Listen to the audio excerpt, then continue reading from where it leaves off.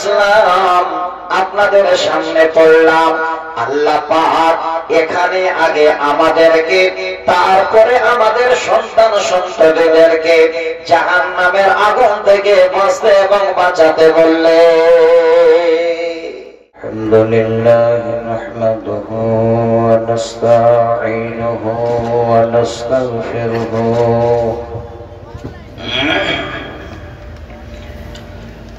ونعوذ بالله من شرور أنفسنا ومن سيئات أعمالنا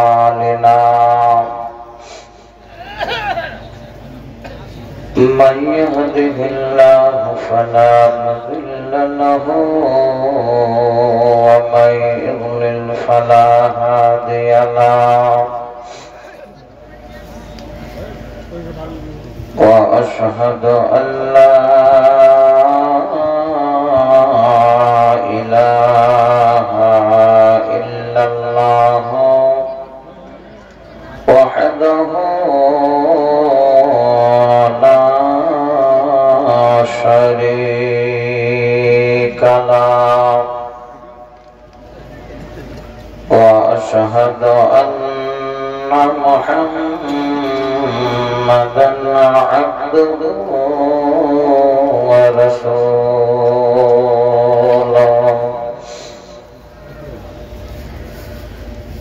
الذي أرسله بالحق بشيرًا ونذيرًا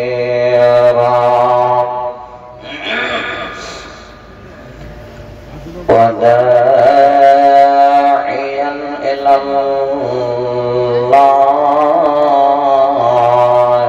بإذنه وسراجا منيرا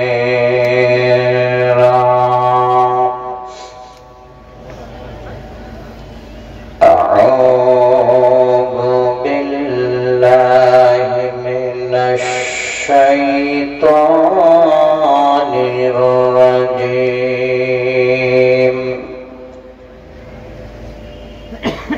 بسم الله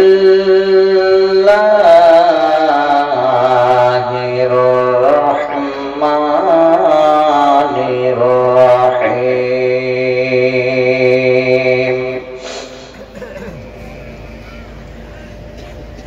يا أيها الذين آمنوا قوا أنفسكم وأهليكم نارا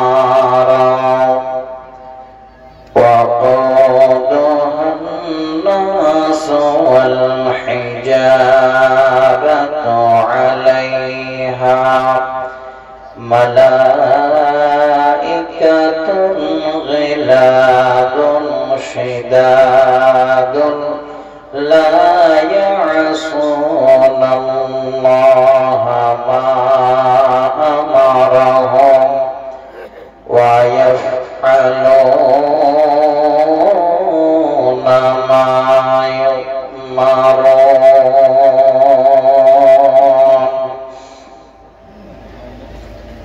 وقال النبي صلى الله عليه وسلم ما من مولود إلا يولد على الفطرة فأبواه يحبدانه وينصرانه ويمجسانه.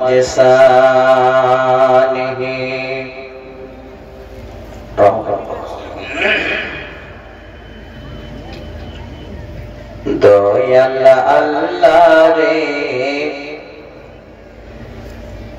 তুমি আমায় রহম করো না,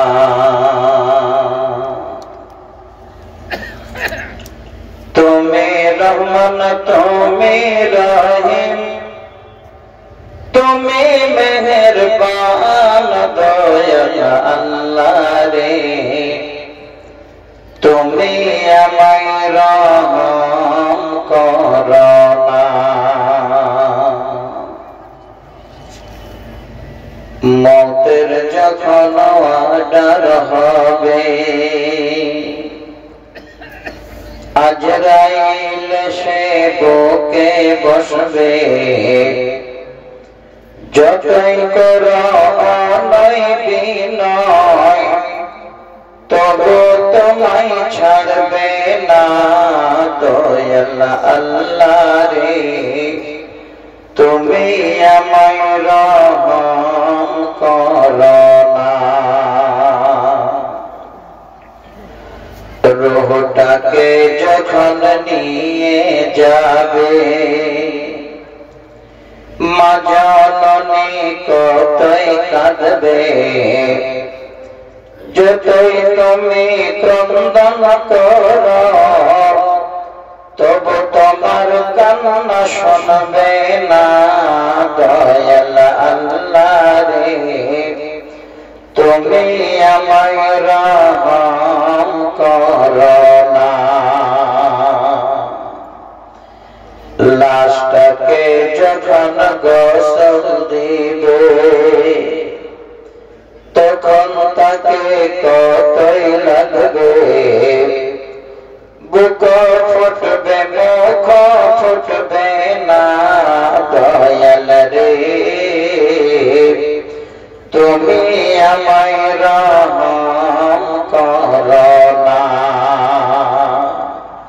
তুমি রহমান, তুমি রহিম, তুমি মেহেরবান। দয়াল আল্লাহ রে, তুমি আমায় রহম করো না। জানাজার খাট যখন নিয়ে যাবে, তখন সে কেঁদে বলবে, আমায় নিয়ে যাচ্ছ কোথায়, একটু আমায় বলো না। দয়াল আল্লাহ রে, তুমি আমায় রহম করো না। লাশটাকে যখন কবরে শোয়াইবে, ফেরেশতা এসে হিসাব কষবে,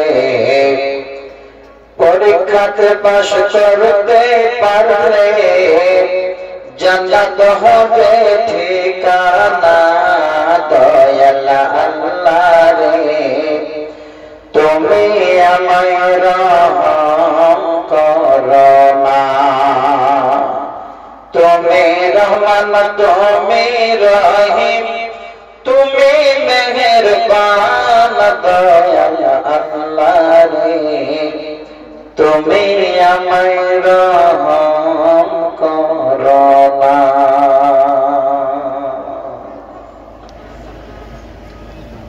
উপস্থিত স্বনামধন্য আজকে মহতী জলসার সম্মানিত সভাপতি সাহেব, মঞ্চ উপবিষ্ট ওলামায়ে দ্বীন, সম্মুখে বসে থাকা বিভিন্ন এরিয়া থেকে আসা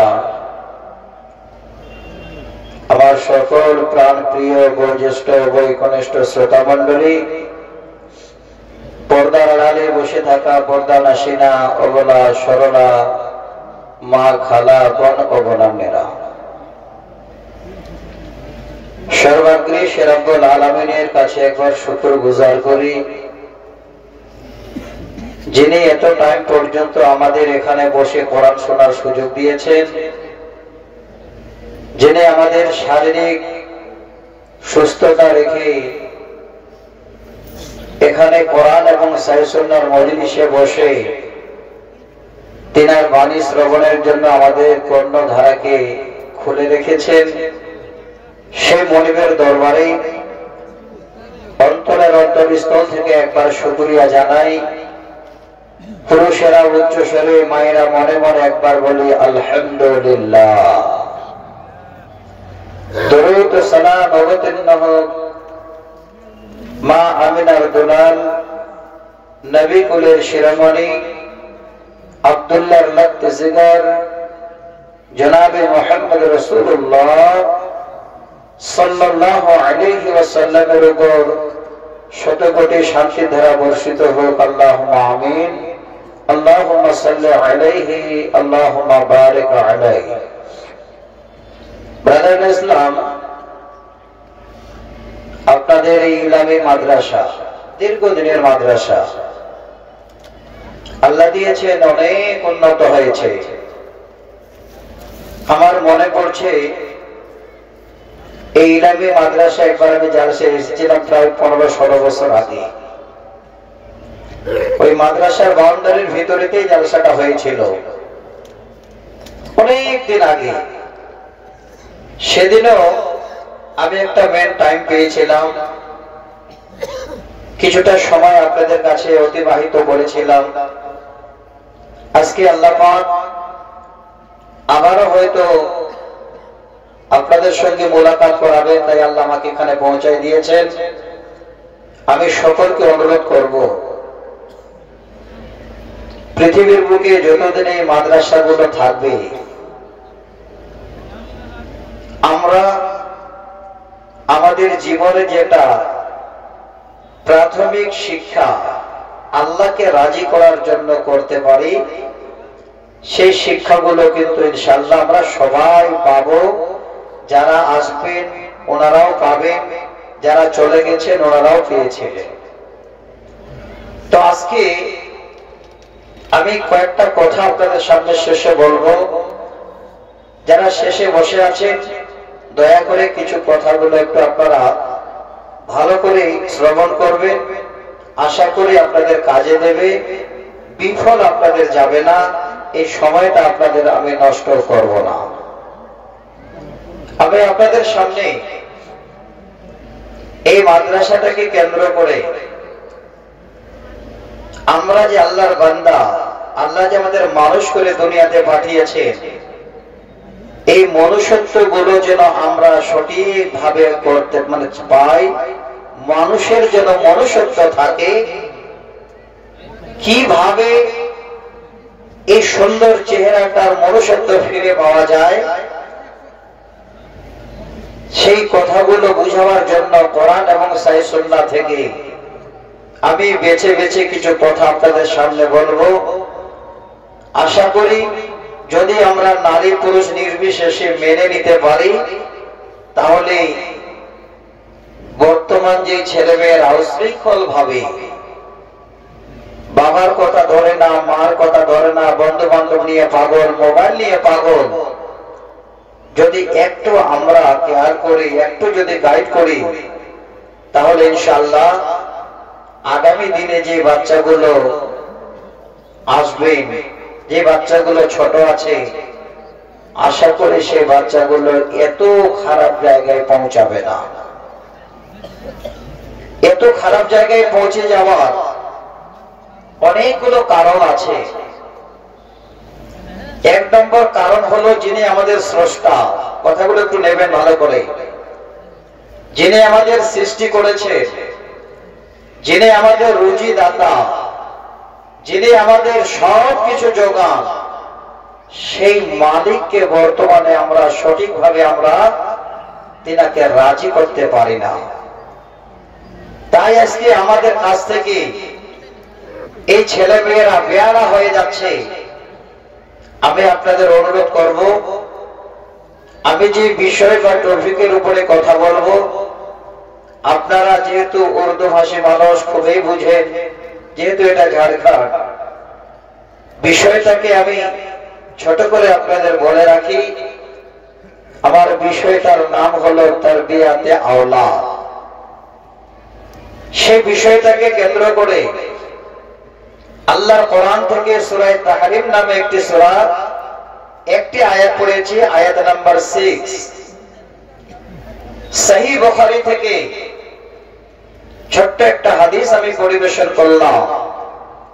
হাদিসের রাবী হযরত আবু হুরায়রা রাদিয়াল্লাহু তাআলা আনহু, হাদিস নাম্বার 1359।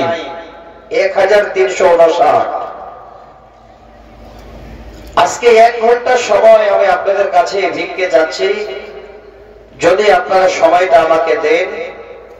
আশা করি যারা আমার এই কথাগুলো 2-4টা শুনে বাড়ি যাবে, আমি হয়তো জবানটা আমার চালাবো, আমার জবানে কথাটা বলবো, কিন্তু সম্পূর্ণ কথাটা আমি আল্লাহর কোরআন এবং নবীর হাদিস থেকে প্রমাণ করে বলবো। তো আমার দিনী বন্ধু, আজকে আপনাদের এই সামনে এই বিষয়টাকে বলার জন্য আমি 2 মিনিট একটা ভূমিকা স্বরূপ কথা বলছি। খুব ভালো করে এই ভূমিকাটা আপনারা খালি একবার নিয়ে নেবেন। পুরো আলোচনার মেন মাথাটা আপনাদের ইনশাআল্লাহ মগজে বসে যাবে। পৃথিবীর বুকে যত বাবার সন্তান আল্লাহ পাক ঘরে দিয়েছেন, সমস্ত সন্তানেরা আল্লাহ পাক রব্বুল আলামিনের তরফ থেকে বাবা এবং মায়ের জন্য হলো আমানত। খুব দামি, খুব মূল্যবান সম্পদ। আর এই আমানতের দেখভাল করা, এই আমানতের দিয়ানতদারি করা, এই আমানতকে সুন্দর করে বুঝিয়ে তোলা, এটা হলো বাবা এবং মায়েদের জন্য একদম কর্তব্য, ওয়াজিব। এবং আপনারা বলবেন, মাওলানা আমরা যতটা পারছি করছি, আমরা সন্তানদের ফেলে দিই না, যতটুকু পারি তাদের ভালো খাবার ব্যবস্থা করি, তাদের জামা কাপড় দেওয়ার ব্যবস্থা করি, তাদের এই রকমের আর আনুষঙ্গিক যে জিনিসগুলো প্রয়োজন দেওয়ার চিন্তা ভাবনা করি। তার মানে এ নয় যে আপনি পরিপূর্ণ সন্তানের আমানতে সুন্দর করে দিয়ানতদারি করে ফেললেন, বা পরিপূর্ণ আপনি আমানতের হক আদায় করলেন না। কাপড় দেওয়া, খাবার দেওয়া, ভালো জায়গায় নিয়ে চলাটা পিতা মাতার জন্য এটা আমানতের দিয়ানতদারি হলো না। কখন পরিপূর্ণ হবে? খুব ভালো করে বাবাদের বলছি, শুনে নেবেন। যখন আপনার সন্তান ঠিক আস্তে আস্তে আস্তে করে কথা বলতে শিখছে, একটু করে আপনাকে আব্বা আম্মা বলতে শিখছে, এইভাবে যেতে যেতে 1-2 বছর বয়স হলো, সমস্ত বাবা এবং মায়েদেরকে আমি বলছি, তখনই সেই সন্তানটাকে দ্বীনের তারবিয়াত শিক্ষা দিন। দ্বীনের কথা তাদের বলুন, তাদের দ্বীন শিক্ষা দিন। আখলাক সম্বন্ধে তাদের ওয়াকিবহাল করুন। আখলাক, চরিত্রবান তাদের কি করে হয় সেই কথাগুলো শিক্ষা দিন। যিনি আল্লাহ, যিনি আমাদের রব, যিনি আমাদের স্রষ্টা, তিনি এক, ওয়াহদাহু লা শারীকা লাহ, সেই কথাটা সমস্ত বাচ্চাদেরকে বাবা মায়েরা জানান। আমাদের শেষ প্রফেট নবী মুহাম্মদ রাসূলুল্লাহ সাল্লাল্লাহু আলাইহি ওয়াসাল্লাম, তিনি আমাদের শেষ নবী। তিনার কথা, তিনার কিছু এরকমের বাণী ছোট থেকে বাচ্চাদের শিক্ষা দিন। এটা হলো সমস্ত বাবা মায়েদের জন্য ফরজে মানসাবি। অবশ্যই এই বাচ্চাদের এই তারবিয়াত দেওয়া বাবা মায়েদের জন্য কর্তব্য। যারা বাবা মা এখানে আছেন, আমি আপনাদের অনুরোধ করছি, ছোট করে আপনাদের লম্বা করব না। ওই বাচ্চাদের তারবিয়াত শিক্ষা দেওয়ার আগে আপনারা নিজেরাও কোরআন হাদিস শুনে, জালসা শুনে আপনারা একটু আগে সচেতন হয়ে যাবে। এটা আল্লাহর কথা।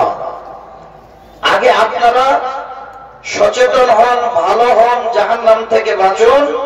তারপরে আপনার ছেলে মেয়েদেরকে ভালো করেন, তাদের সচেতন করান, জাহান্নামের আগুন থেকে বাঁচান।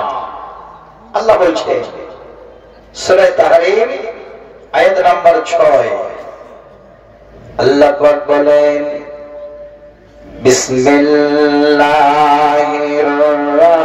রাহমানির রাহিম, ইয়া আইয়ুহাল্লাযীনা আমানু কু আনফুসাকুম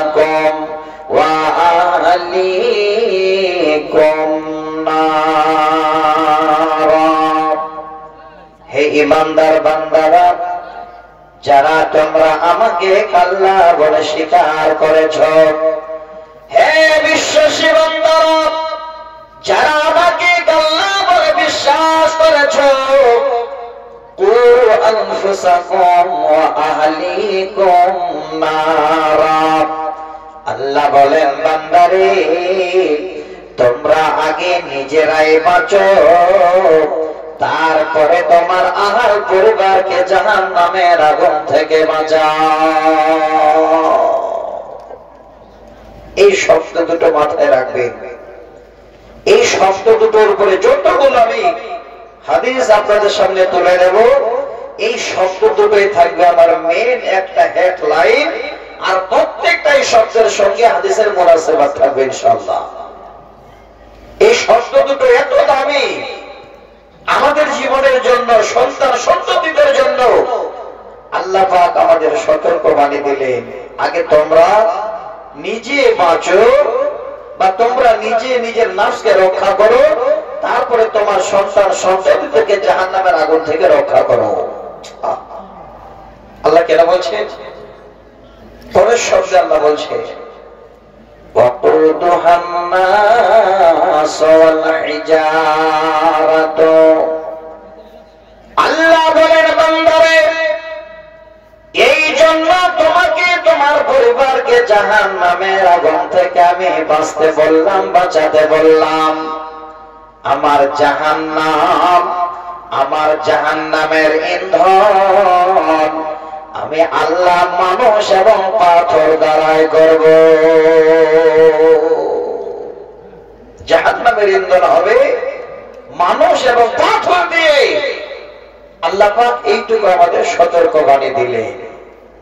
আর সেই জাহান্নাম এত কঠিন, দেখভালের জন্য আল্লাহ পাক রব্বুল আলামিন যে ফেরেশতাদের নিযুক্ত করেছেন, পরের শব্দে আল্লাহ ফেরেশতাদের কথা জানালেন। আল্লাহ বলেন আলাইহা মালাইকাতুন গিলাযুন শিদাদুন লা ইয়াসুনাল্লাহা মা আমারাহুম। আল্লাহ বলেন বান্দারে আমি আমার জাহান্নামে ওই পাষাণ হৃদয়ের কঠোর ফেরেশতাদের নিযুক্ত করেছি।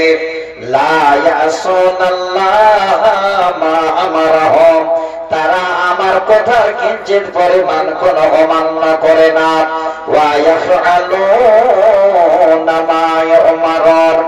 আল্লাহ বলেন বান্দা আমি তাদের যা করতে বলি তারা তাই পালন করে।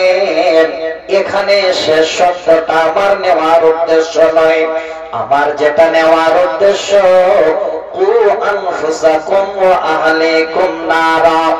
এই শব্দটা আল্লাহর কোরআনের এই জায়গায় আমি জন্য নিয়ে আসলাম, আপনাদের সামনে পড়লাম। আল্লাহ পাক এখানে আগে আমাদেরকে, তারপরে আমাদের সন্তান সন্ততিদেরকে জাহান্নামের আগুন থেকে বাঁচতে এবং বাঁচাতে বললে। বাবা মায়েদের এটা হলো দায়িত্ব। কোন বাবা চায় না, কোন মা চায় না যে আমার ছেলে আমার মেয়ে জাহান্নামের আগুনে পড়ুক। সেই ছেলে মেয়েদের কি করে আপনারা বাঁচাবেন? আগে বাবা যারা আছেন এই দায়িত্বটা আপনারা আগে নিন। যদি না দায়িত্ব নিতে পারেন, কিয়ামতের দিনে এই সন্তানদের জন্য আল্লাহর কাছে আপনারা ধরা পড়বেন। আপনাদের আল্লাহকে জবাব দিতে হবে। হাদিসটা শুনেন, এই ইলামিতে পড়া হয় আপনাদের সহিহ বুখারী হাদিস নাম্বার 893, সহিহ বুখারী আব্দুল্লাহ ইবনে উমর রাদিয়াল্লাহু তাআলা আনহু হাদিসের রাবী। আল্লাহ রাসূল এই হাদিসটা সুন্দর করে আমাদের জন্য রেখে গেছেন এবং প্রথম শব্দটা উনি আম ভাবে এই হাদিসের শুরুয়াত করেছেন। কি বলেছেন?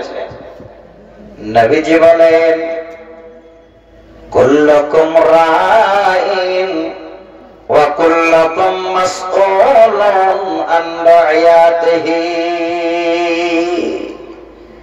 আল্লাহর নবী বলেন তোমরা জিজ্ঞাসা করা হবে তোমাদের দায়িত্ব সম্বন্ধে। এখানে আল্লাহ কাউকে যেন নাম ধরে নবী কাউকে নাম ধরে বললেন না। এই হাদিসের শব্দে যেন কারো এখানে নাম নেওয়া হলো না, কিন্তু নবীজি আমার পরের শব্দগুলো এমন সুন্দর করে বলে দিলেন, অমুককে অমুককে অমুককে কিয়ামতের দিনে আল্লাহর কাছে তার জবাব দিতে হবে। তারা কারা? এক নাম্বার হলো ফাল ইমাম রাইন ওয়া হুয়া মাসউলুন আন রাইয়াতিহি। যারা হলেন ইমাম, এই ইমাম শব্দের মানে এবার আপনাদের মসজিদের ইমাম কোনদিন ভাবিয়েন না অর্থ ভুল হয়ে যাবে। ইমাম মানে মাদ্রাসার মাওলানারা নয়, ইমাম মানে মক্তবের শিক্ষক গুলো নয়, ইমাম মানে আপনার ওয়াক্তিয়া মসজিদের ইমাম নয়। এই ইমাম শব্দের অর্থ হলো যারা হলো গ্রামের মডেল, যারা হলো গ্রামের নেতা, যারা হলো গ্রামের দায়িত্ববান, ওই সমস্ত দায়িত্ববানদেরকে ইমাম বলেছেন। নবীজি বলেন যারা হলো গ্রামের মডেল, যারা হলো গ্রামের নেতা, যারা গ্রামের দায়িত্ববান, কিয়ামতের দিনে আল্লাহ সেই মডেল, সেই নেতা, সেই দায়িত্ববানকে জিজ্ঞাসা করবেন, হে বান্দা, পৃথিবীর বুকে তোমাকে মডেল দিয়েছিলাম, তুমি কেমন করে মডেল চালিয়েছো? তোমাকে নেতা বানিয়েছিলাম, কেমন করে নেতৃত্ব দিয়েছো? আমি তোমাকে সমাজের এই রকমের দায়িত্ববান বানিয়েছিলাম, কেমন করে দায়িত্ব তুমি বহন করেছো? আমি আল্লাহ এই দায়িত্ব সম্বন্ধে তোমাদের কাছে আমি জানতে চাই, তোমার দায়িত্বের হিসাব আমার কাছে দাও। এই শব্দটাও আমার নেওয়ার উদ্দেশ্য নয়, যেহেতু হাদিসটা পড়েছি তার তর্জমাটা করে দিলাম। আমার যেটা নেওয়ার উদ্দেশ্য এই 2 এবং 3 নাম্বার শব্দ, এই শব্দ দুটো আপনাদের দেওয়ার জন্য হাদিসটা নিয়ে আসলাম শুরু থেকে। 2 নাম্বার শব্দ কি? যারা এখানে বসে আছেন ছেলে মেয়ের পিতা,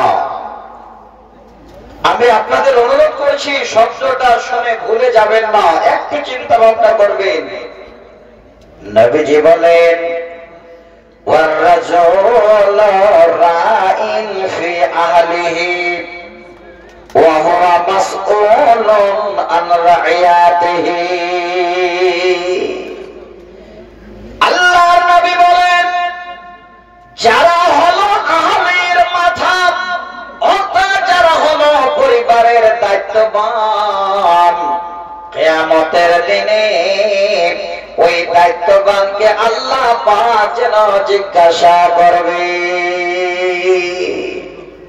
এবার পরিবারের মাথা কে হতে পারে?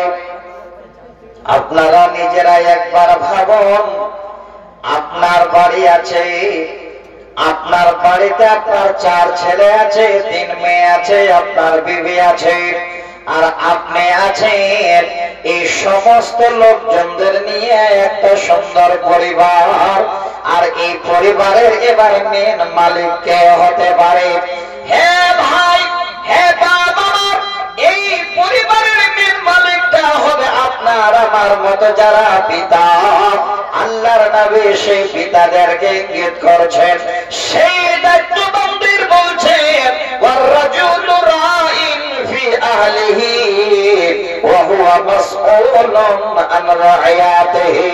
যে হলো পরিবারের হেড, যে হলো পরিবারের মালিক, তার মানে বেশিরভাগ ধরে নেন তিনি হলেন বাবা। কিয়ামতের দিনে ওই বাবাকে, ওই পরিবারের মালিককে জিজ্ঞাসা করা হবে, হে পরিবারের মাথা, তোমার পরিবারকে নিয়ে তুমি কিভাবে চলেছিলে? তোমার ছেলে মেয়েদেরকে তুমি কিভাবে শিক্ষা দিয়েছিলে? ছেলে মেয়েদের কিভাবে তুমি গাইড করেছিলে? আমি আল্লাহ এই সম্বন্ধে তোমার কাছে জানতে চাই, এবার তোমার পরিবারের হিসাব তুমি আমার কাছে দাও। যদি ঠিক মতো দায়িত্ব পালন না করে,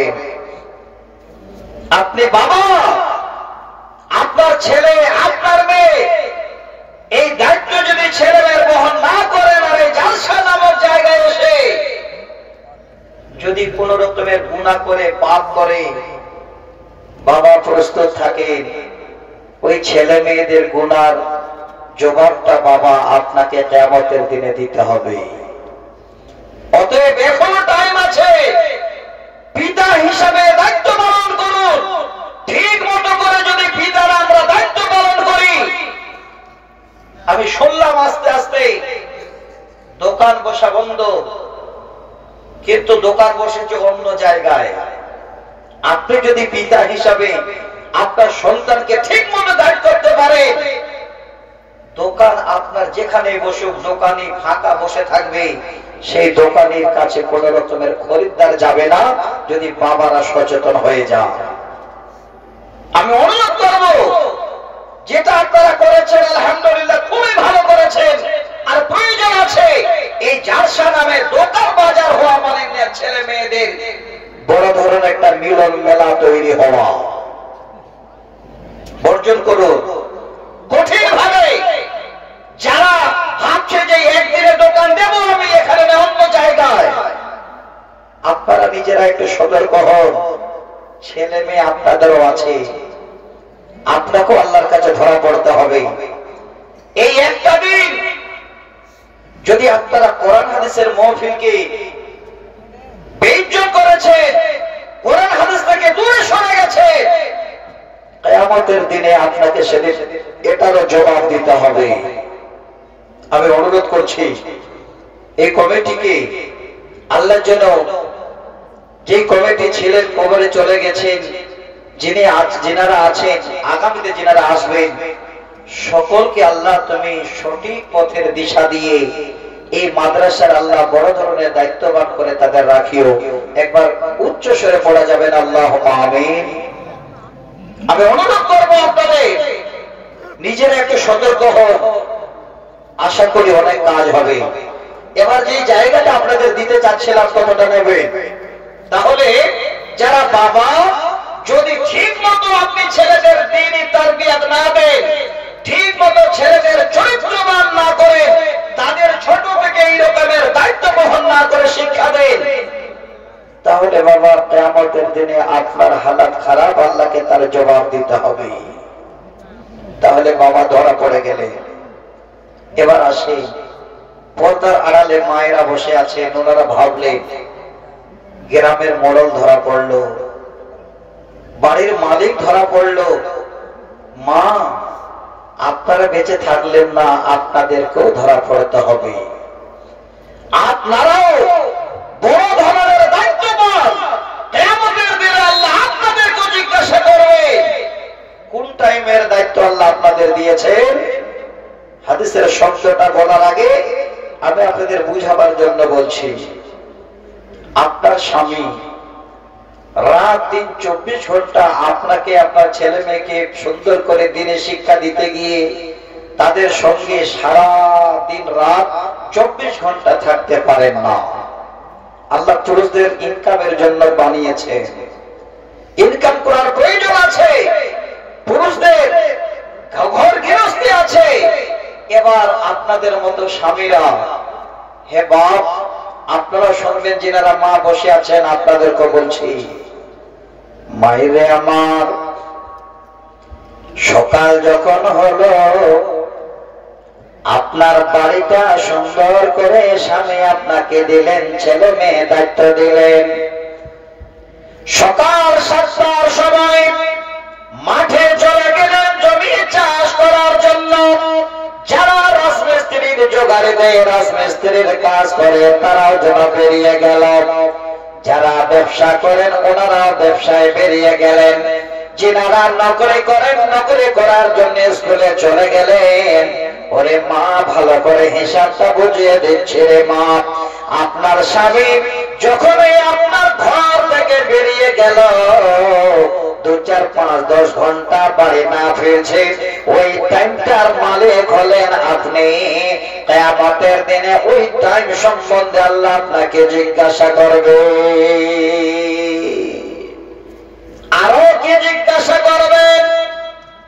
এই দায়িত্বটা যদি মায়েরা বুঝে নিতে পারেন, কোন বাবার ঘরে অশান্তি হবে না, কোন রকমের চুরি ছিনতাই হবে না, কোন বাবার ঘরে আল্লাহর দেওয়া রুজি যেন এদিক ওদিক যাবে না। নবীজি বলছেন, ওয়াল মারআতু রায়াতুন ফি বাইতি জাওজিহা ওয়া হিয়া মাসউলাতুন আন রায়াতিহা। হে মা জননী, যারা পর্দাওয়ালা বসে আছেন, আমি আপনাদের শোনাচ্ছি, এবার তরজমাটা শোনেন। ওয়াল মারআতু রায়াতুন ফি বাইতি জাওজিহা, সমস্ত বিবিরা হলো তাদের স্বামীর ঘরের মালিক। যখন স্বামী ঘরে থাকে না, স্বামী যখন কাজের জন্য এবার বাড়ি ছেড়ে বেরিয়ে যায়, হে মা, এবার স্বামীর বাড়ির দায়িত্ব জন্য আল্লাহ আপনাকে দিয়ে দিলেন নবীর হাদিসের কথা মোতাবেক। এবার শুনেন, আপনাদের বলি, ওয়াহিয়া মাসউলাতুন আন রায়াতিহা, কিয়ামতের দিনে আল্লাহ পাক আপনাদের জিজ্ঞাসা করবেন, বান্দে তোমার স্বামী বাড়ি ছিল না, সারাদিন ট্রাকের ড্রাইভারি করেছিল, সারাদিন সেখানে লেবারি করেছিল, এবার তোমার স্বামী তোমাকে ঘর দিয়েছিল, এই ঘর তুমি কিভাবে দেখভাল করেছ? তোমার স্বামীর ছেলে মেয়েদের কিভাবে দেখভাল করেছ? তুমি তোমার স্বামীর আমানত বিবি কিভাবে ছিলে? আমি আল্লাহ বান্দিরে তোমার কাছে এই সময়টার এই দায়িত্বের হিসাব চাই। মায়েদেরকেও জবাব দিতে হবে। অতএব মা, বাবা এবং মাকে কিয়ামতের দিনে ধরা পড়তে হবে। আমি অনুরোধ করছি, কিয়ামতের দিনে ধরা পড়ার আগে আপনারা আপনাদের দায়িত্বকে ঠিকভাবে বুঝিয়ে নিন।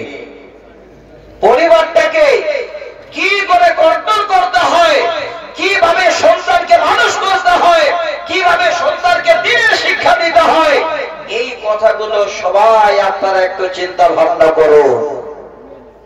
কিন্তু চিন্তা ভাবনা কি করবে? দেশে একটা রেওয়াজ আপনাদের খারাপ আছে। যদি হা হয় তো হা বলবেন, না হলে বলবেন মাওলানা ভুল বললেন। সকাল যখন হয়, চার দোকানে এক সে বাড়কার ভিড় শুরু হয়ে যায়। বলো ঠিক না ভুল বললাম? চার দোকানে বাবা ফজরের নামাজ পড়ে, উচিত ছিল আপনার ছেলে মেয়েদের ডেকে নিয়ে ফজরের সালাতের বাদে 1 ঘন্টা কোরআনের তালিম দেওয়া, যদি বাচ্চারা না জানে তাদের শিক্ষা দেওয়া, আপনাকে নিয়ে বাচ্চাদের সুন্দর করে এই কথাগুলো বলা। তা না করে বাবা সকাল বেলায় ফজর নামাজ বাদে টুকটুক করে দোকানের দিকে গিয়ে হাজির, আর চার দোকানে গিয়ে এবার সকাল 6টায় পৌঁছালো। এবার দোকান থেকে ফিরতে ফিরতে এমন কিছু ব্যস্ত মানুষ আছে যে তারা 10টা 11টা চার দোকানে বাজিয়ে দিল। আপনার কি বাড়িতে দায়িত্ব নেই? ছেলে মেয়েদের কি আপনার দায়িত্ব নেই? শুনেন, আমি আপনাদের বলছি, যারা বাবা, যারা নিজের ছেলে মেয়েকে এই টাইমটা নষ্ট করে চার দোকানে গিয়ে আড্ডা দিচ্ছেন, আপনি লিখে নিন আজকে, যেদিন আপনি বুড়ো হয়ে যাবেন, যেদিন আপনি চলতে পারবেন না, যেদিন আপনি বিছানায় পড়ে কাঁদবেন, ছেলেকে ডাকবেন, বেটা তুমি একটু আমার পাশে আসো, সেদিন আপনাকে ওই ছেলেটা ধার পাশে আসবে না। কারণ ছেলেটাকে আপনি ছোট থেকে সময় দেননি, ওই ছেলেটা সেদিন আপনার মতো আপনাকে ফেলে রেখে চার দোকানে গিয়ে যাবে। একবার ভালো করে স্মরণ করবেন কথাগুলো। আমি যে বলছি, আপনাদের পৃথিবীর বুকে, আমাদের পৃথিবীর বুকে আল্লাহ পাঠিয়েছেন, তার জন্য জীবন ব্যবস্থা দিয়েছেন। এই ব্যবস্থা, জীবন ব্যবস্থা নিয়ে যদি আমরা জীবন যাপন করি, তাহলে আমরা ঠিক সঠিক জায়গাটা পাবো। তো আমার ভাই, আমার বাপ, আমি অনুরোধ করছি আপনাদের, একটু ছেলে মেয়েদের দায়িত্বকে আপনারা বহন করুন। দিনের তারবিয়া, দিনের শিক্ষাটা ছোট থেকে দেওয়ার চিন্তা ভাবনা করুন। আরে ভাষণ দিয়েন না। অনেক বাবা আছে ভাষণ দেবে মানুষের সামনে, আমার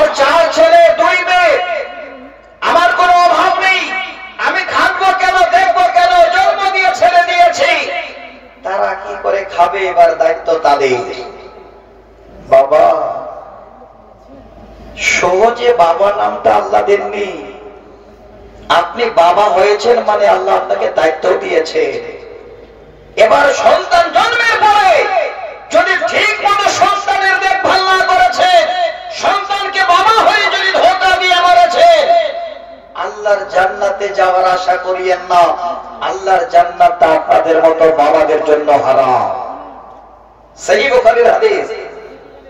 হাদিসের রাবী হযরত মুআক্কাল বিন ইয়াসার রাদিয়াল্লাহু তাআলা আনহু, হাদিস নাম্বার 7150।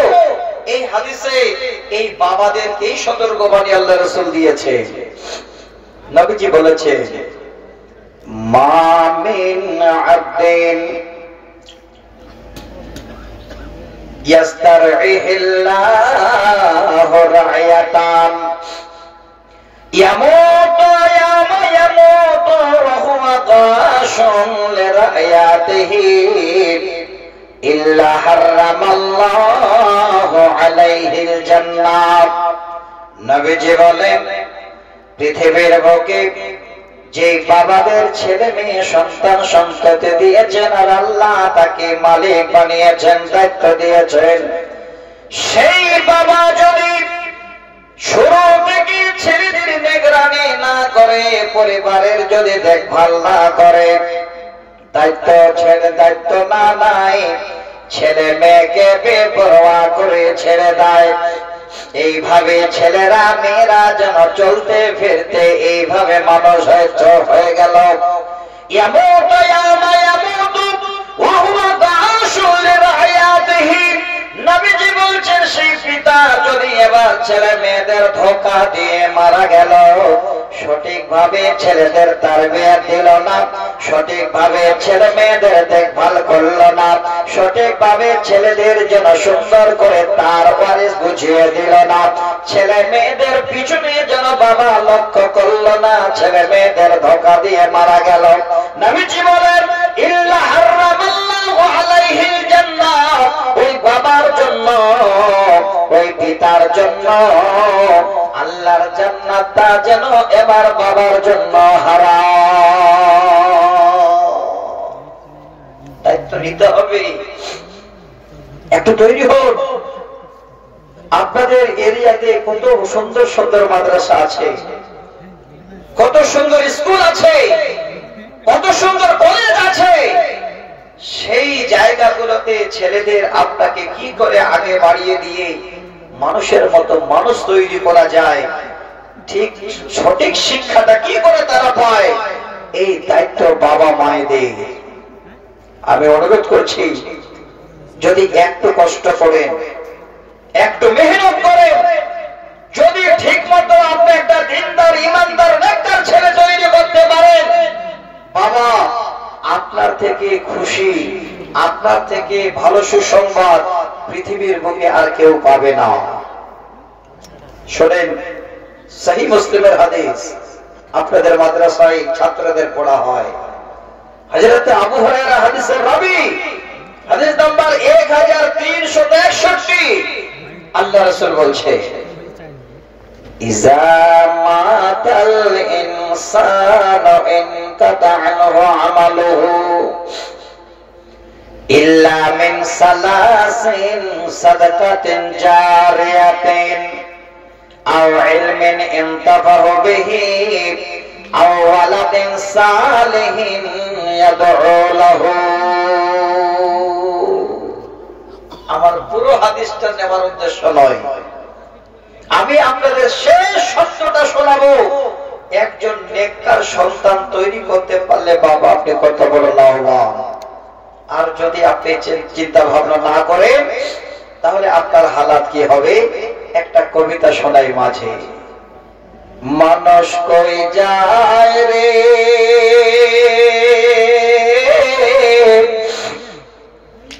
দুনিয়া ছাড়িয়া, মসজিদের ওই পালকে আনিয়া দোলাতে সাজায়া তারে জনমে লাগিয়া। মানুষ কই যায় রে দুনিয়া ছাড়িয়া, মসজিদের ওই পালকে আয়না দোলা দে সাজায়া তারে জনমের লাগিয়া। এই বাড়ির জন্য করছো তুমি কত মারামারি, মামলা মোকদ্দমা করে খোয়াইলে করি। এই বাড়ির জন্য করছো তুমি কত মারামারি, মামলা মোকদ্দমা করে নষ্ট করলে জমি। আজকে তুমি যাবি চলে সব কিছু ছাড়িয়া, মসজিদের ওই পালকে আয়না দোলাতে সাজায়া তারে জনমের লাগিয়া।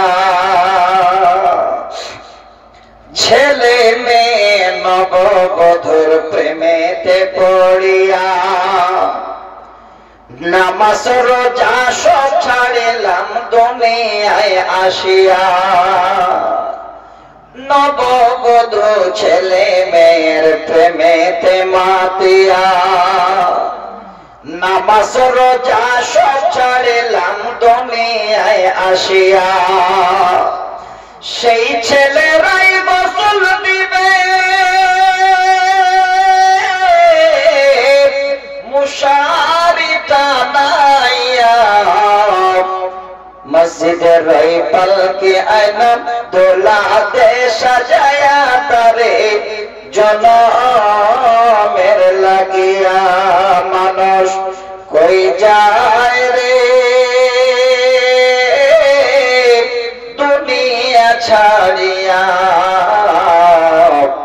মসজিদের ওই পালকে আয়না দোলা দে সাজায়া তারে জনমের লাগিয়া। বাবা, আপনাদের এই জন্য হাদিসটা শোনাচ্ছি, এখানে এমন বাবা তৈরি হন যে আপনি সন্তানকে রেখে যাবেন, তার বিনিময়ে আপনি মরার পরেও পাবেন। আমার এইটুকু দেওয়ার উদ্দেশ্য। আল্লাহ রাসূল বলছে, মানুষ যখন মারা যায় তার দুনিয়াবি সমস্ত রকমের আমল দ্বারা বন্ধ হয়ে যায়, মুনকাতা হয়ে যায়, দুনিয়ার সঙ্গে সম্পর্ক ছাড়া হয়ে যায়। দুনিয়ার কোন রকমের আমলের সঙ্গে তার আর কবরে কোন রকমের সম্পর্ক থাকে না। নবী বলেন, ইল্লা মিন সালাসিন, হে পৃথিবীর উম্মতেরা আমার, কিন্তু তিনটে এমন আমল আছে রে, সেই আমল মরে যাবার পরে কবরে বন্ধ হবে না, কবরে তারা পেতেই থাকবে। তাছাড়া সমস্ত দুনিয়াবি আমল তাদের জন্য বন্ধ হয়ে যায়। তিনটি আমল বন্ধ হয় না। এক নাম্বার হলো ইলামি মাদ্রাসা। কেন বললাম মাদ্রাসা? নবীজি বলছেন, ইল্লা মিন সালাসিন সাদকাতিন জারিয়াতিন, যারা সাদকায়ে জারি করলো, ইলামি মাদ্রাসার মতো নেকির যেন এবার বহর করিয়ে যায়, সেই মাদ্রাসায় হাত বাড়িয়ে দিল। কোন গরিবকে দিল, রাস্তার ধারে কোন টিউবওয়েল তৈরি করে দিল, রাস্তার ধারে কোন কুয়া বানিয়ে দিল, কিংবা রাস্তার ধারে একটা গাছ লাগিয়ে দিল। আল্লাহর নবী বলছেন, ওই বান্দাই কাজটা করার পরে যদি মারা যায়, তার দুনিয়ার সঙ্গে আর কোনো সম্পর্ক থাকে না, সব আমল বন্ধ। যদি টিবল বসিয়ে যায়, গাছ লাগিয়ে যায়, ইরামি মাদ্রাসায় হাত বাড়িয়ে যায়, এবার সে কবরে চলে যাবে। এত সুন্দর শরীর থাকে, এবার সুন্দর মাংস হাড় গুলোকে পোকা মাটিতে সব খেয়ে নেবে, কোন অস্তিত্ব থাকবে না, শুধু রূহটা আল্লাহর কাছে এবার জমা থাকবে। নবীজি বলছেন যতদিন মাদ্রাসা চলবে এই জারিয়া যেন ওই আল্লাহর বান্দা পেতেই থাকবে, পেতেই থাকবে, পেতেই থাকবে, আর তো কিয়ামতের দিন হওয়া অবধি জারিয়া বন্ধ হবে না, কবরে যেতেই থাকবে আপনার। 2 নাম্বার হলো আও ইলমিন ইনতাফাহু বিহি, এমন জ্ঞান যে জ্ঞানের মাধ্যম দিয়ে পৃথিবীর মানুষ যেন লাভবান হয়। যেমন উদাহরণ স্বরূপ বলি, আপনাদের এরিয়াতে আমার একটা খুব শ্রদ্ধা ভাজন লোক ছিলেন, আল্লাহ যেন 1 বছর আগে নিয়েছেন, ওনার সঙ্গে অনেক আমি প্রোগ্রামও করেছি। তিনি হলেন সকলের শ্রদ্ধা ভাজন মরহুম মাওলানা ইসমাইল কাশেমী সাহেব। মারা গেছেন না? এই গত কয়েকদিন আগে একটা জালসা এসেছিলাম, আমি জানি না, তো উনি মাওলানা আব্বাসের সভাপতি আছেন। এবার জালসা শেষ করে বিছানায় আমি আছি, আব্বাস সাহেবকে আমি আগে থেকে চিনি, এত বড় মানুষ উনি। যখন উনি মদনাতে থাকতেন তখন আলোচনা করছেন, মাওলানা ওই মাদ্রাসায় আমি এখন আছি, কাশেমী সাহেব আজকের তারিখে 1 বছর হলো উনি মারা গেছে। সেদিনে আমি শুনলাম, সেদিনে শুনে যেন মনের ভিতরে কেমন একটা চিন্তা আসলো, আল্লাহ এত বড় মানুষ, এত বড় আলেম, আর এত সুন্দর মধুর কণ্ঠ। উনি মাইকে কথা বলতেন তো মনে হচ্ছে ছোট বাচ্চার মতো গলাটা বলছে, ঠিক নয়? কত ভালো ছিলেন।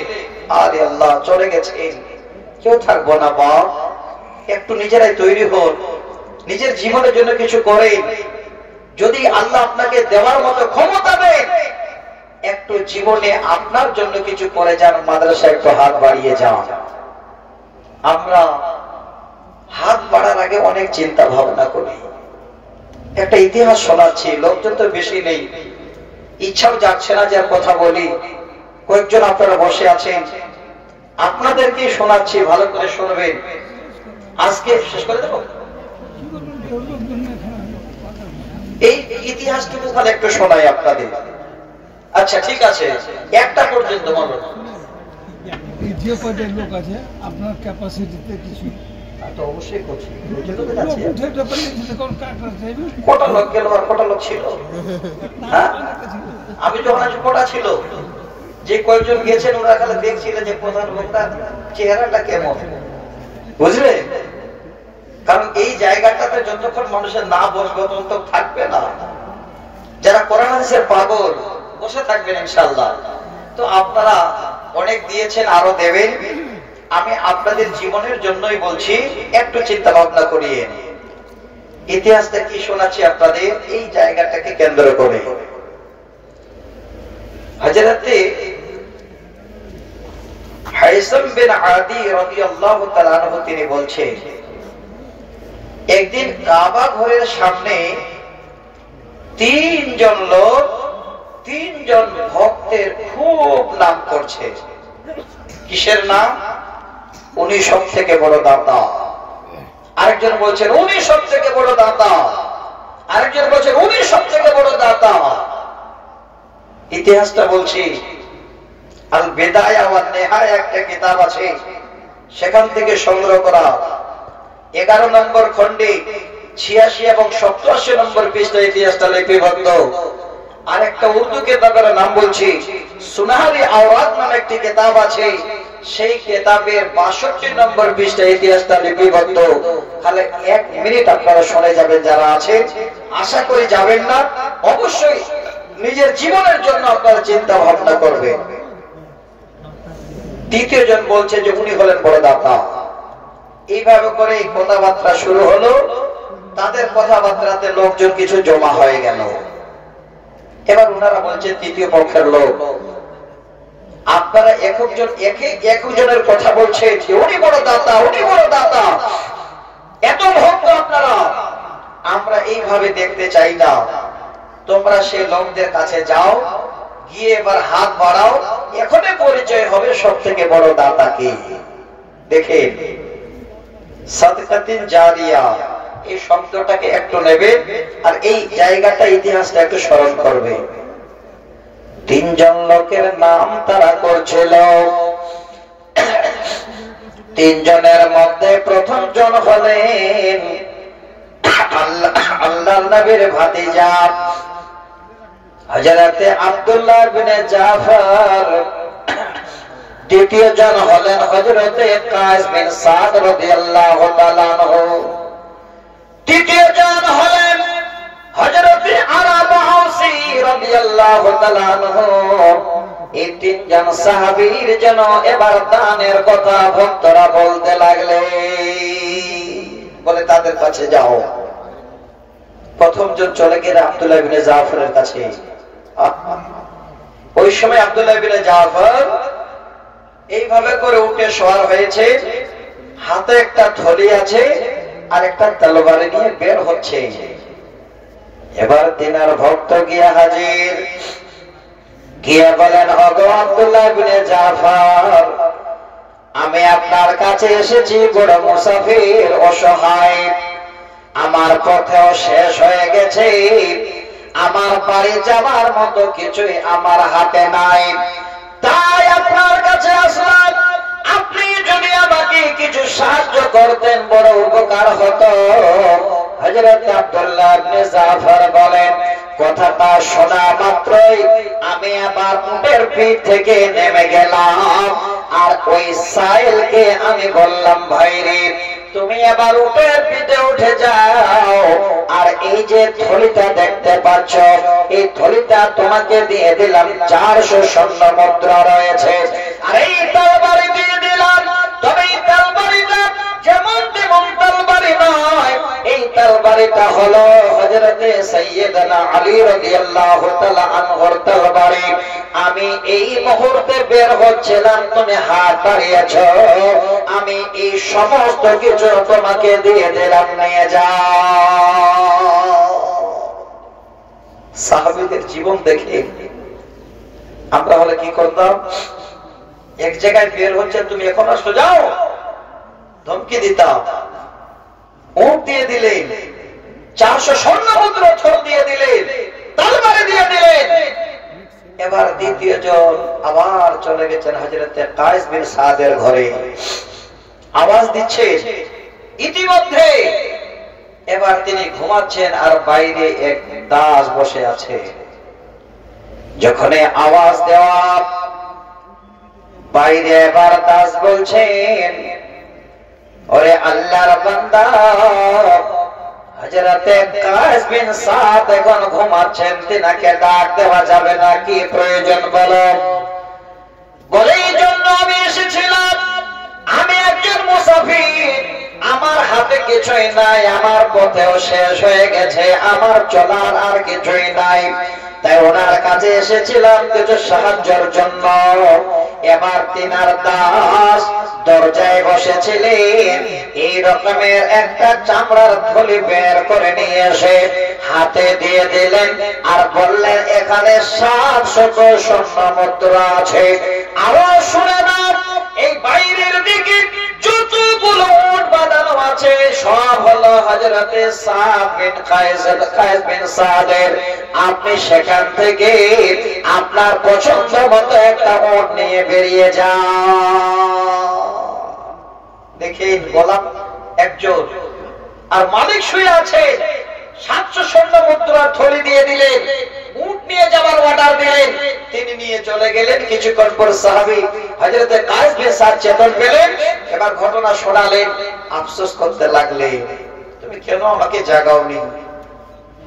হয়তো তাকে যা দিয়েছো তার আশা পূরণ হয়েছে কিনা, তার রাস্তায় এই রকমের সমস্যার সমাধান হবে কিনা, আমাকে যদি তুমি চেতন করাতে আমি আরো বেশি তারে কিছু দিতাম। এবার কায়েস বিন সাদ বলছেন, তুমি যেটা করেছো ভালো করেছো, নেকির কাজ করেছো, এই কারণে আমি তোমাকে যাও আজ থেকে আজাদ করে দিলাম।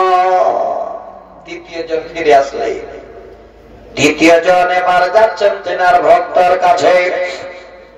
তিনি হলেন সাহাবী হযরত আরাবাসী রাদিয়াল্লাহু তাআলা আনহু। তিনার কাছে গেছেন, আর ওই টাইমে সাহাবী আরাবাসী নামাজের জন্য বের হচ্ছেন। ঘরে কিছুই নাই, দুটো গোলাম ডানে এবং বামে এইভাবে করে ঘাড়ে হাত দিয়ে যাচ্ছেন নামাজে। হঠাৎ করে এবার সাহেব গিয়ে দরজায় হাজির বলেন, ওগো আরাবাসী, আমি একজন মুসাফির, আমার পথও শেষ হয়ে গেছে, একটু কিছু আমাকে সাহায্য করুন। তিনি সাহাবী আরাবী আউসী বলছেন, আমি কথা শোনা মাত্রই দুই হাত আমি গোলামের ঘাড় থেকে নামিয়ে নিলাম, আমার ডান হাতের উপরে বাম হাতে এইভাবে মারলাম, আর বললাম, ওরে সাহেব, আমার বাড়িতে দেওয়ার কিছুই নাই, এই গোলাম দুটো ছাড়া, আমি এই গোলাম দুটোকে তোমাকে দিয়ে দিচ্ছি, নিয়ে যাও।